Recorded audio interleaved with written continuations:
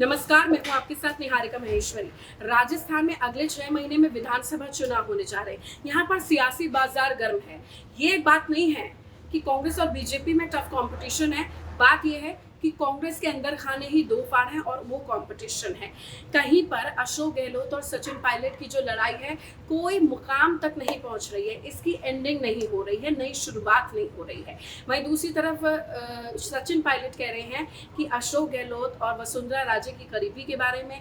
वहीं दूसरी तरफ सचिन पायलट अपनी ही की सरकार के खिलाफ कि आपने जितने भी प्लान्स थे और मुद्दे थे जो चुनावी मैनिफेस्टो में कहे वो पूरे नहीं किए, हम अनशन पर हैं। इन तमाम चीजों के बीच में लगातार हम खबरें दिखा रहे थे कि सचिन पायलट के और अशोक गहलोत की टेंशन इतनी ज्यादा बढ़ गई थी कि राहुल गांधी को बीच में आना पड़ा था और राहुल गांधी ने सीधे तौर पर बोला था आप दोनों मेरे एसेट्स हैं, एसेट्स की तरह काम करिए।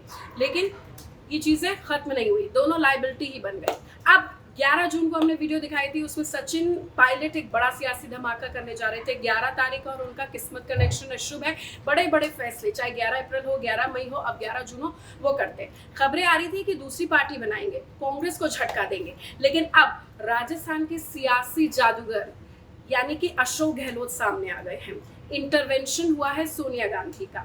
अब खबर आ रही है कि सबसे बड़ी खबर है राजस्थान की, अशोक गहलोत और सचिन पायलट में सुलह हो गई है।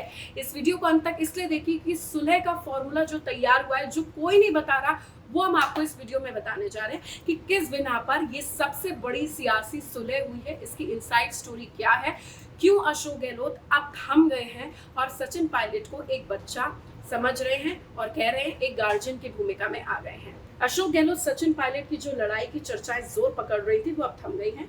मुख्यमंत्री अशोक गहलोत ने पूर्व डिप्टी सीएम सचिन पायलट से सुलह की कोशिशों के बीच में दिल्ली में बैठक की है, अपनी बात रखी है। मीडिया के सामने सिर्फ सीएम गहलोत ने कहा है सचिन पायलट से सुलह परमानेंट है। सुलह का फॉर्मूला क्या है वो अभी नहीं बताएंगे।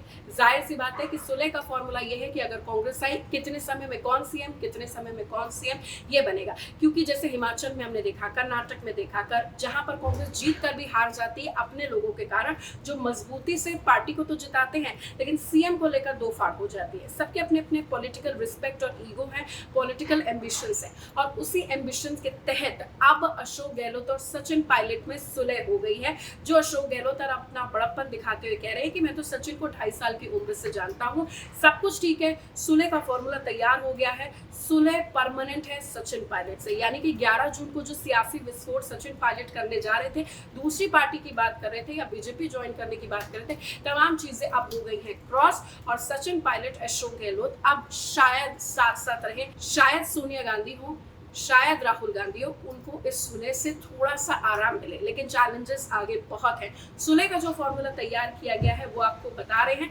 सचिन पायलट के बयान का इंतजार है, जो अभी थोड़ा सा खफा महसूस कर रहे हैं। उम्मीद की जा रही है कि राजस्थान की सियासत के बहुत बड़े जादूगर माने जा रहे अशोक गहलोत अब इस मुद्दे का परमानेंट सोल्यूशन करके एक अपनी जादुई छड़ी घुमाकर राजस्थान के विधानसभा चुनाव में एक कांग्रेस को बीजेपी के खिलाफ लेकर जाएंगे और कह देंगे कि कोई एंटी इनकम्बेंसी नहीं है, यहाँ तो सिर्फ और सिर्फ प्रो इनकम्बेंसी है, अंदर की कोई लड़ाई नहीं है, सब एकजुट हैं बाहर लड़ाई करने में।